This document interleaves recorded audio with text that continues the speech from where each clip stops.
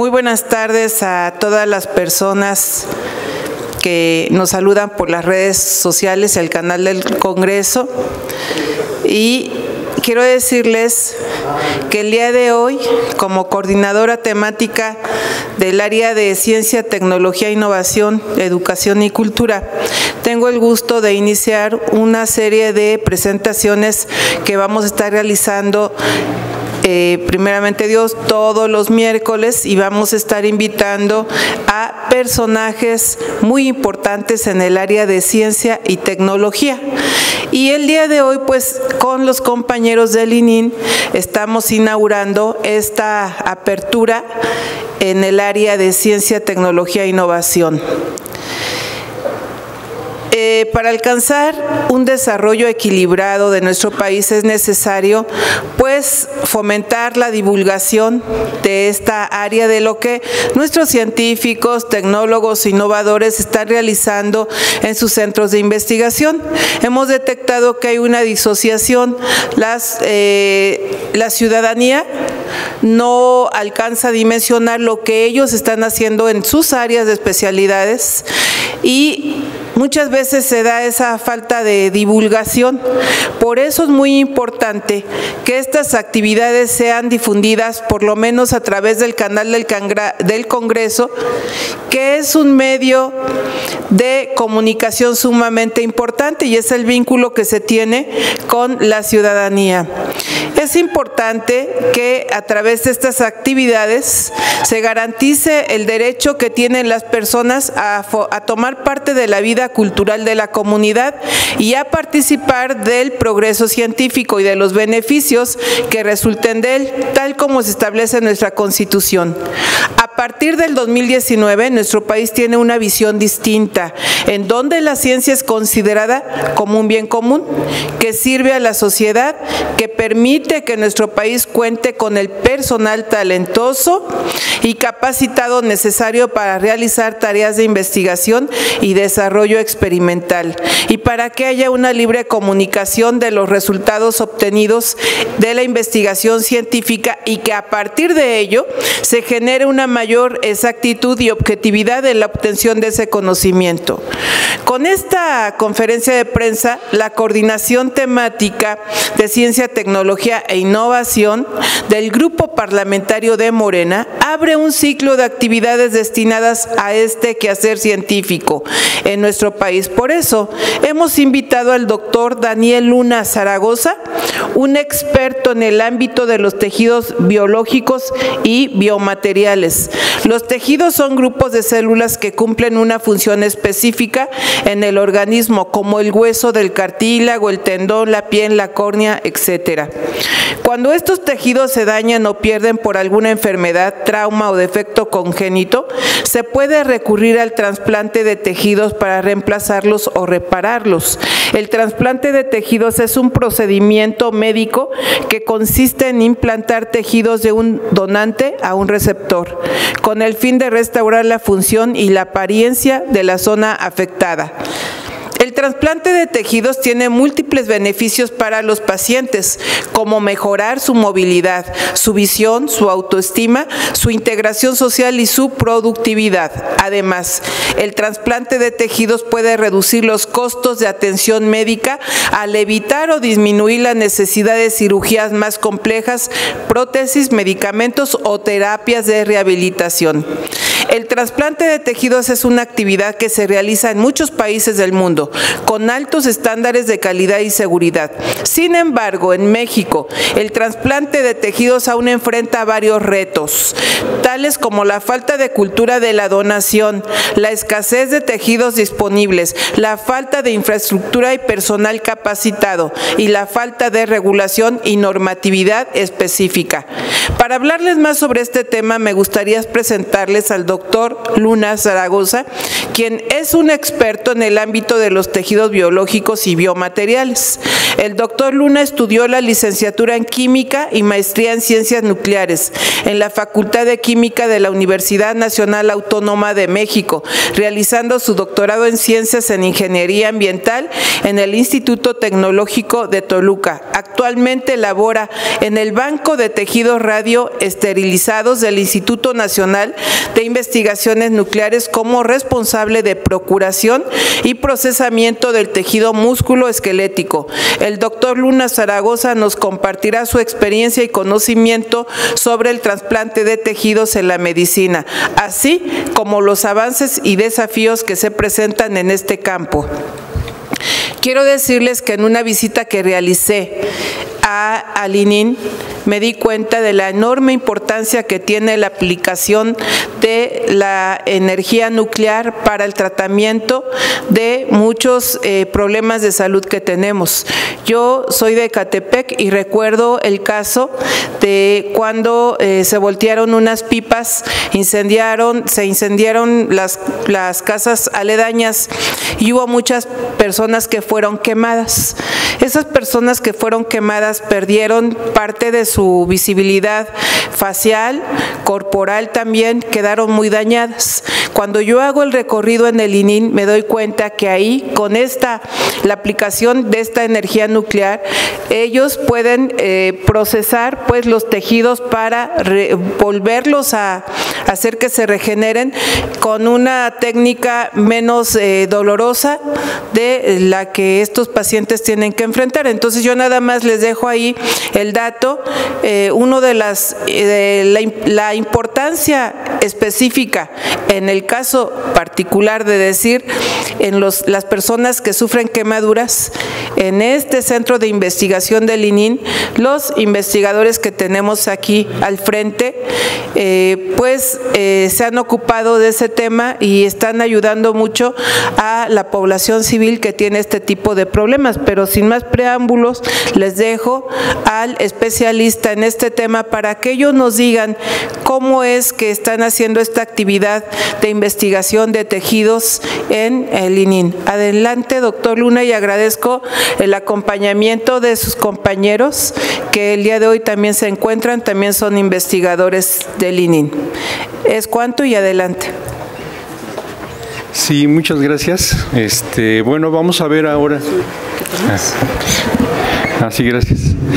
Sí, bueno, vamos a ver en lo que trabajo yo en el centro nuclear, que es una de las aplicaciones más nobles de la energía nuclear, que es la utilización de la energía nuclear para esterilizar tejidos que utilizamos para muchas aplicaciones. Bueno, empezamos con la célula. La célula, varias células componen los tejidos, varios tejidos componen los órganos forman sistemas y el sistema forma un individuo.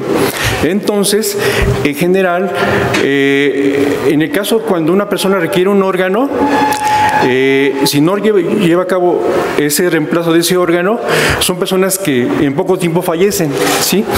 En el caso de tejidos no es tan crítica la situación excepto para grandes quemados. Sin embargo, cuando llevamos a cabo un trasplante de ese tejido, apoyamos a mejorar la calidad de vida de muchos pacientes, ¿sí? ¿Qué tipo de tejidos se pueden donar? Pues se pueden donar lo que es amnios, piel, huesos, tendones, ligamentos, ¿sí? Y pues bueno, todos esos tejidos llegan a un banco de tejidos. En el caso de órganos, no existen bancos de órganos. ¿Por qué? Porque en el caso de órganos, siempre juega contra el tiempo. Una vez que una persona requiere un órgano, está en la lista de espera. Entonces, cuando se consigue un órgano de un donador por muerte cerebral, sí, son horas desde que se toma el órgano hasta que se trasplanta. Por ejemplo, en el caso del corazón y pulmones, pueden pasar máximo 4 horas desde que se toma hasta que se trasplanta. El hígado es un poquito más, se pueden utilizar hasta 7 horas para poderse trasplantar. El riñón es más noble, puede pasar hasta 12 horas y si se conserva en condiciones adecuadas, puede durar hasta 2 días, ¿no? Hasta que se trasplanta, y además tenemos dos riñones. Entonces es el órgano que más se trasplanta, ¿sí? Por eso no existen órganos de banco de órganos. En el caso de tejidos, tenemos 2 tipos.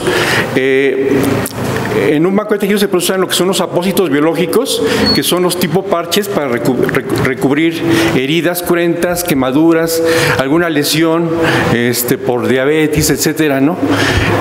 Y por otro lado tenemos el tejido musculoesquelético. El tejido musculoesquelético básicamente comprende lo que es el hueso, tendones, ligamentos y lo que es la fascia lata, ¿sí? Entonces, digamos, una vez que una persona, bueno, también hay que reconocer que existen dos tipos de muertes, ¿sí? Lo que le llamamos la muerte cerebral, por ejemplo, en el antiguo Egipto, tenemos a los faraones y a muchas personas que los momificaban y curiosamente guardaban y quitaban todos los órganos excepto el corazón. Pensaban que el corazón estaba todo el contenido de ese ser humano. Actualmente, con la tecnología moderna, sabemos que quien controla nuestro cuerpo es el cerebro. Entonces, cuando, por ejemplo, una persona sufre algún desmayo, algún trauma en la cabeza, ¿sí? Cuando llega a terapia intensiva, ¿sí? ¿Cómo evalúan su estado? Pues básicamente le colocan electrodos en el cerebro, ¿sí? Y por ejemplo, cuando estamos despiertos, esa señal de esos electrodos en un electroencefalograma se ve muy intenso. Cuando estamos profundamente dormidos, esa señal se va haciendo más débil, pero cuando no hay comunicación entre el cerebro y nuestro cuerpo, esa señal es plana. En ese caso, cuando no hay comunicación, se dice que tiene uno muerte cerebral, a pesar de que, por ejemplo, en terapia intensiva tengamos un respirador y que nos pongan aminas para que el corazón siga latiendo, es una muerte cerebral. Cuando hay muerte cerebral, se pueden donar tanto órganos como tejidos, ¿sí? Los órganos que les comenté, que puede ser corazón, pulmones, riñón, hígado, ¿sí? Pero una vez que el corazón ya se detuvo, ya no se pueden donar órganos, porque, como les comentaba, siempre se juega contra el tiempo, ¿sí? Cuando una vez que el corazón se detuvo, se pueden donar puros tejidos. ¿Qué tejidos se toman? Generalmente se toma lo que es la córnea, se toma la piel, ¿sí? Se puede tomar la piel de la espalda o de las piernas. Está prohibido tomar de la cara o del cuello. ¿Por qué? Porque una vez que se va a devolver al donador a sus familiares, lo van a velar generalmente. Entonces, lo primero que ven es la cara, por eso está prohibido tomar piel de la cara, ¿no? Entonces, una vez que se toma la piel, después entramos lo del tejido musculoesquelético. Básicamente lo que se toma son los huesos largos. Aunque tenemos 206 huesos, se puede tomar cada uno, pero optamos por tomar huesos largos como es el fémur, la tibia, el peroné, el húmero, el radiocúbito y también la cresta ilíaca. Una vez que se colocan esos huesos que se procuran, se colocan en bolsas estériles y se envían para el banco de tejidos. También tenemos otro tejido que se llama la fascia lata, que está debajo de la piel, ¿sí? Es un tejido plateado, ¿sí? También eso lo tomamos, y también tenemos tendones y ligamentos en esta parte de la piel. De hecho, la diferencia entre un ligamento y un tendón es que el ligamento une hueso con hueso, en tanto que el tendón une hueso con músculo, ¿sí? En la parte de la pierna tenemos el ligamento rotuliano que une la rótula con la tibia, y tenemos varios tendones que va desde el tendón de Aquiles, que es como un abanico que sale del calcáneo y se une al chamorro, al músculo del chamorro, y varios tendones. Entonces tenemos muchos tejidos que podemos procurar. Esos tejidos se envían para el banco de tejidos, y una vez que, obviamente, hay que seleccionar a los donadores, hay que hacerle estudios previos, y una vez que nos libera control de calidad, iniciamos con el proceso, ¿sí? En el caso, por ejemplo, de los apósitos, ¿sí? Como les comentaba, el amnios, una vez que un bebé viene y nace, ¿sí? Viene en la placenta. El bebé nace y la placenta generalmente se tira, ¿sí? Sin embargo, la placenta tiene diferentes capas. La capa que está junto al líquido amniótico se llama amnios. Entonces, esa se puede separar y se coloca, es una membrana de micras de espesor y es casi transparente. Esa se coloca en solución salina y se puede enviar al banco de tejidos. Entonces tenemos lo que es el amnios, la piel, que se puede tomar de un donador cadavérico, ¿sí? Y también actualmente se procesa también piel de cerdo, ¿sí? Porque la piel de cerdo es muy similar a la humana. Entonces una compañera trajo la tecnología de Europa, ¿sí? Y actualmente también tenemos procesamiento de piel de cerdo que nos ha ayudado mucho en la regeneración de pacientes lesionados, ¿sí? Entonces tenemos lo que son los apósitos biológicos y el tejido musculoesquelético. Por ejemplo, el caso de la piel o el amnios es un solo tejido. En el caso del tejido musculoesquelético, de entrada tenemos 206 huesos. Entonces, además, por ejemplo, los huesos largos se pueden procesar completos. Por ejemplo, un fémur se puede procesar completo. Se puede procesar la mitad de un fémur, se pueden hacer anillos, se pueden hacer tiras. De los cóndilos, que son los extremos del hueso, se pueden cortar en chips, se pueden moler, se puede tener hueso en polvo. Entonces, la variedad de tejido musculoesquelético pueden ser hasta más de 100 presentaciones, y las aplicaciones pues, son muy variadas, ¿sí? Y pues bueno, como les comentaba, el caso de los apósitos biológicos se pueden utilizar para quemaduras, para heridas difíciles de sanar, o para pacientes, por ejemplo, que tienen diabetes y de repente tienen una herida difícil de sanar, ¿sí? Se le puede colocar este tipo de apósitos, ¿sí?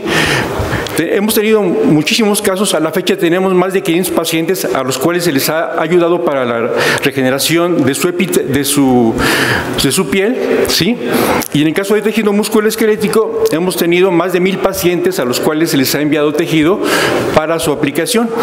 Y por ejemplo, hemos tenido un caso muy sonado, que fue de los primeros casos en el centro nuclear, en donde una paciente estaba en el campo labrando la tierra. De repente se hizo un pequeño piquete en el empeine, ¿sí? Nada más que esa paciente era diabética. Entonces, de una pequeña fracción, de repente se le hizo un boquete de ese tamaño en el empeine. Entonces fue con un médico y le dijo, ¿sabe qué, señora? Le vamos a tener que amputar su pierna, ¿no? Fue con un segundo médico lo mismo. Finalmente fue con un tercer médico, y este médico conocía lo que hacíamos en el INI. Entonces se acercó con nosotros, se le donó un amnios, ¿sí? Se le colocó y bueno, de entrada a los minutos desapareció el dolor, porque al tener expuesta la piel en las quemaduras o en heridas son muy dolorosas. Entonces, una vez que se coloca el tejido, uno de los beneficios es que el dolor casi desaparece en minutos, ¿sí? Entonces, fue evolucionando bien. Obviamente le controlaron el azúcar y con medicamentos, y logró salvar su pierna a esa señora, ¿sí? En el caso de tejido musculoesquelético, hemos tenido también muchas aplicaciones. Una vez, por ejemplo, estaba un niño con su papá cortando árboles, ¿sí? De repente, quién sabe cómo le hizo, y se rebanó una parte del pie. De hecho, la diferencia entre una pierna y otra era como de 10 centímetros. Entonces, en el banco de tejidos le procesamos la mitad de un fémur, ¿sí? Se injertó, y pues bueno, son personas que con terapia y con rehabilitación pueden recuperar su calidad de vida, ¿sí? Hemos también trabajado, por ejemplo, lo que está ahorita mucho de moda es la aplicación del amnios en oftalmología. Por ejemplo, cuando hay una quemadura, por ejemplo, había un niñito en un patio, de repente estaban aplanando su pared con yeso, sí, con cal, perdón. De repente había un montículo de cal, se echó un clavado, y pues la cal es una base muy fuerte. Entonces la córnea se le puso blanca, ya no podía ver. Entonces se fue con el oftalmólogo. El oftalmólogo le deterioró la parte dañada, se le colocó un pedazo de amnios y pudo volver a ver este tipo de pacientes. Estos pacientes también es una ayuda para este tipo de pacientes, ¿sí? Y como este tipo de casos hay muchísimos, ¿no?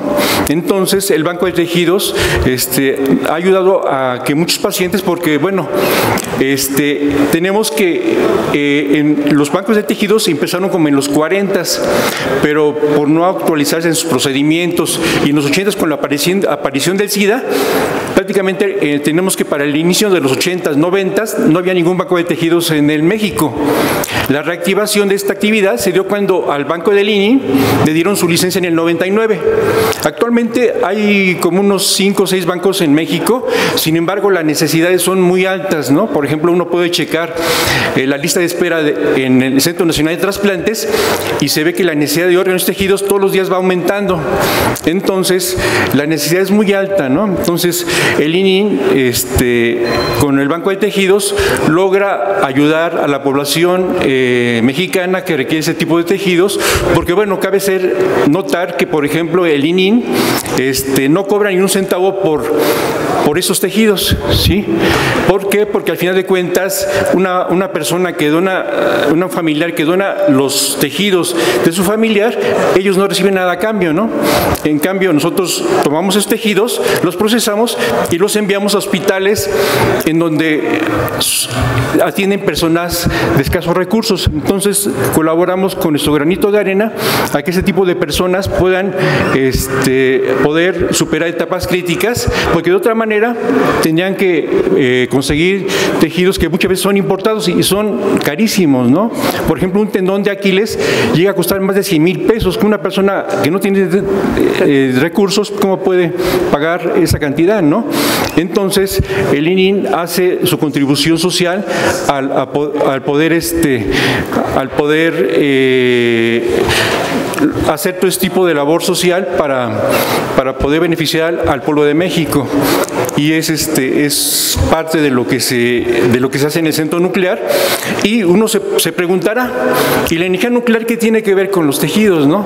Bueno, pues resulta que no sé si se acuerdan cuando íbamos en la secundaria, ¿sí? Nos dijeron que todo lo que existe en el universo o es materia o es energía, ¿sí? La materia, pues bueno, está acomodada en la tabla periódica, en tanto la energía está acomodada en el espectro electromagnético, ¿sí? Va desde las ondas de radio pasa por la luz visible, y lo más energético es precisamente los rayos X y luego los rayos gamma. Entonces, en el centro nuclear, además, existe una planta de fuente de gamas, la cual tiene más de 40 años de estar operando. Empezaron a procesar con algunos medicamentos, con algunos materia prima que utilizan para hacer muchos productos. Entonces, precisamente esa radiación gamma donde se produce es a base de cobalto 60. Bueno, si vemos nuestra tabla periódica, el cobalto en la naturaleza tiene cobalto 59. Es un metal que tiene su número atómico de 59. Si ese metal lo colocamos en un reactor nuclear, ¿sí? Ese reactor nuclear, ¿qué pasa en los reactores nucleares? Tenemos el uranio, ¿sí? El uranio es el elemento natural más pesado, ¿sí? Entonces, bajo ciertas condiciones, ese uranio, un isótopo del uranio, se le hace incidir un neutrón, entonces este uranio se fisiona, o sea, se rompe el núcleo, y pueden pasar dos cosas. Puede liberar una gran cantidad de energía, que es lo que se aprovecha en Laguna Verde, ¿sí? Tenemos ahí los reactores nucleares, tienen ensambles de uranio, ¿sí? Entonces, al momento de que se libera esa energía, pasa agua a través del ensamble nuclear, esa agua pasa a la fase de vapor, y el vapor es lo que mueve las turbinas, que es lo que genera la electricidad, ¿sí? En el ININ tenemos un reactor nuclear, pero no es de generación eléctrica, es más pequeñito, es de investigación. Entonces, lo que se aprovecha en el reactor nuclear del ININ, ¿sí? Al momento de que se rompen los núcleos de uranio, además se liberan dos neutrones, ¿sí? Entonces, si ponemos el cobalto en ese reactor, lo que hace ese cobalto 59 absorbe un neutrón y pasa de cobalto 59 a cobalto 60, ¿sí? Es un elemento radiactivo que no existe en la naturaleza.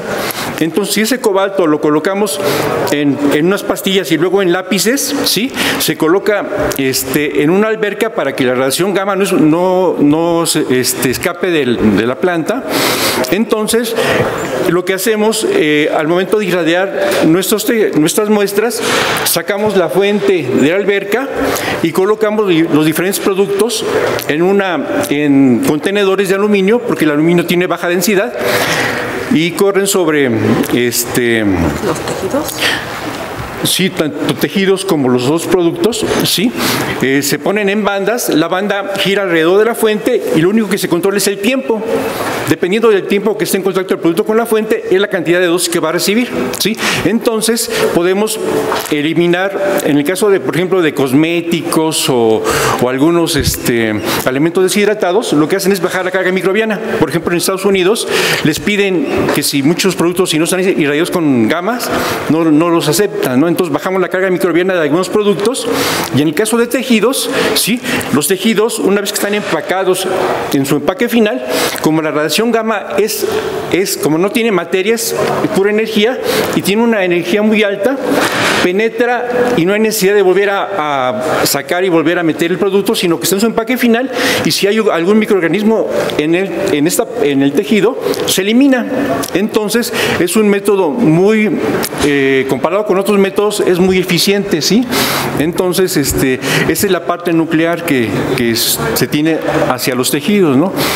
Entonces, en el centro nuclear, aparte de estar el banco de tejidos, está planta de fuente de gamas, está el reactor nuclear, que tiene muchos usos.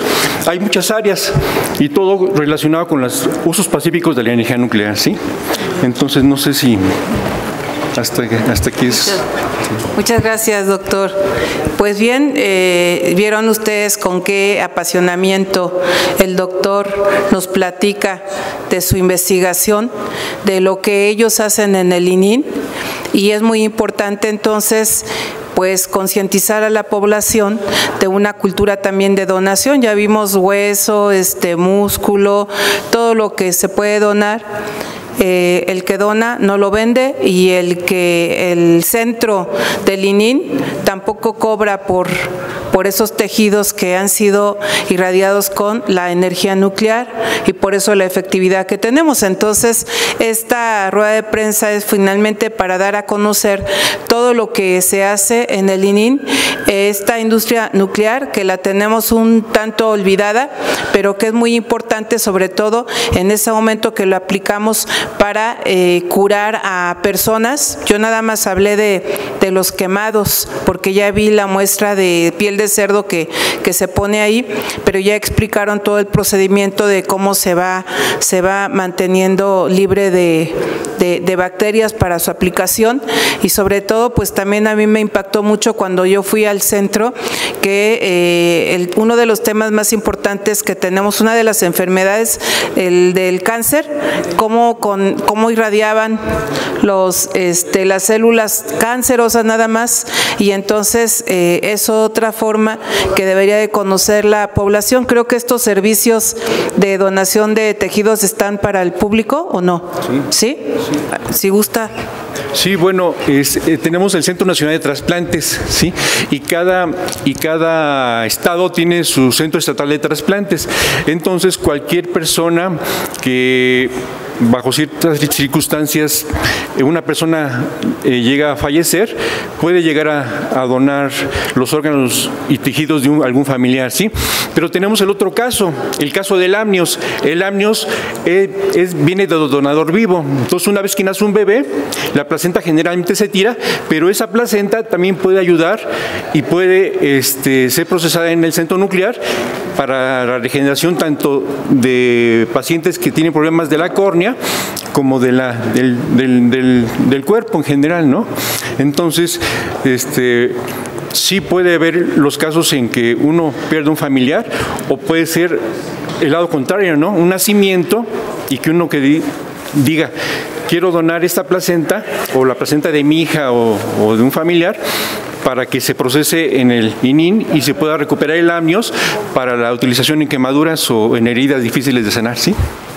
Pues le agradezco mucho, doctor, también aquí a nuestro investigador del ININ, por esta explicación que nos dieron, y pues vamos a continuar con los miércoles de ciencia. Pues ustedes están inaugurando esta serie de ruedas de prensa que vamos a dar en relación a la cuestión de ciencia, para que los mexicanos conozcamos lo que tenemos en nuestro país, y para que también conozcamos nuestros centros de investigación que están abiertos al público. Yo pude realizar una visita y fue bastante buena. La diputada que está acá presente, pues invitamos a esos recorridos para que conozcamos lo que está sucediendo en el desarrollo científico-tecnológico. Pues muchas gracias por su atención a todos ustedes, gracias a los medios de comunicación y sobre todo a ustedes que nos están viendo a través de este medio. Muchas gracias y que tengan ustedes excelente tarde. Muchas gracias aquí a los doctores por venir a explicarnos lo que ellos están haciendo. Muchas gracias y buenas tardes. Gracias.